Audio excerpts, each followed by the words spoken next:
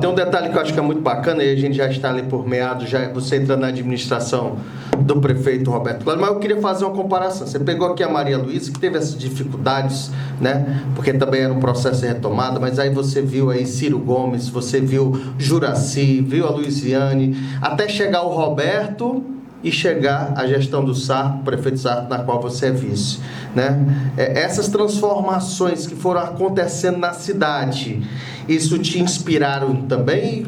E nessa, não quero fazer uma comparação, mas você teve a oportunidade de trabalhar com o Roberto Cláudio, hoje trabalhando também diretamente com o governo Sarto. Essas transformações são mais expressantes, ou expressivas, melhor dizendo, nesses dois governos, Roberto Cláudio e Sarto?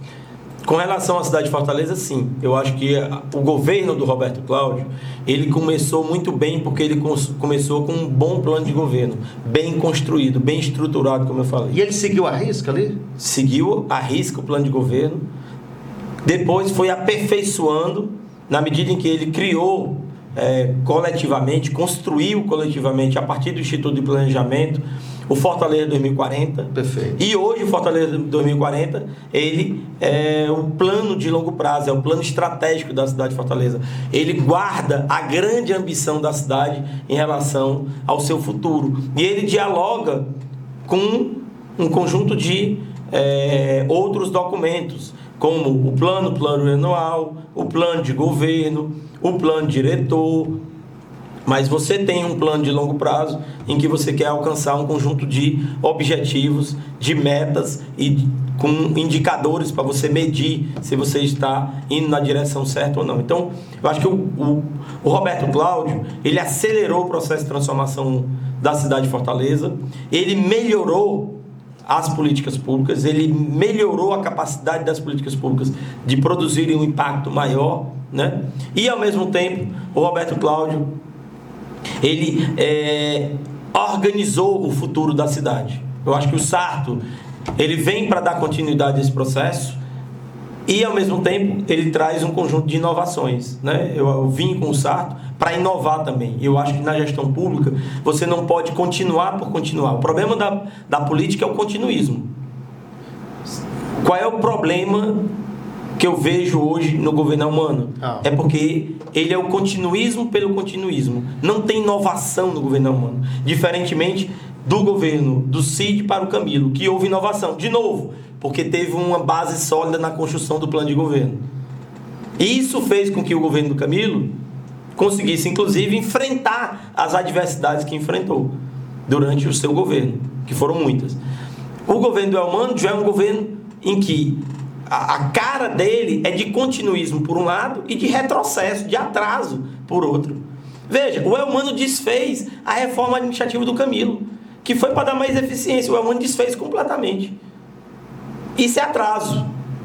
É pior do que continuismo. É atraso mesmo. Em outros casos, o que a gente vê é mero continuismo.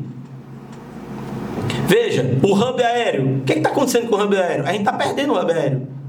E o governo está perdido, não sabe nem o que fazer. Mas a justificativa não dizer que está retornando, vai voltar? Mas pelo menos é o que eu vi, né? Se é um governo de continuidade, deveria não só ter continuidade, mas ter avançado. A gente está retroagindo nessa agenda. Entendi. A gente está voltando ao passado. É por isso que algumas agendas, elas são de retrocesso, de atraso.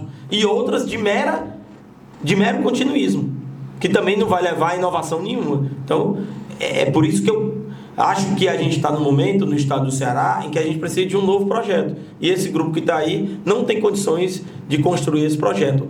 O momento agora é justamente de repensar esses modelos. Até porque boa parte dessas pessoas, elas, infelizmente, elas não estão sendo capazes de mobilizar as forças criativas e a energia criativa para esse processo de transformação. Você fala muito dessa questão da força criativa, esse detalhe. Você acha que você usou muito, sobretudo no plano Fortaleza 2040 e Ceará 2050? Os espaços da cidade de Fortaleza tem essa questão da criatividade. No espaço do estado do Ceará, como você mesmo participou do governo do Camilo Santana, tinha muito essa pegada. Você acha que perdeu essa pegada? Eu acho que perdeu completamente, né? Rubão, o que move... A gente está numa era de transição. Em toda a era de transição, as forças que fazem com que essa transição ela possa ir na melhor direção, elas estão relacionadas com a criatividade, com a união dessa criatividade com grupos, com conhecimentos específicos ou universais, e esse movimento entre esses grupos diversos, com determinados conhecimentos específicos, eles engendram um movimento criativo, e isso faz com que haja inovação.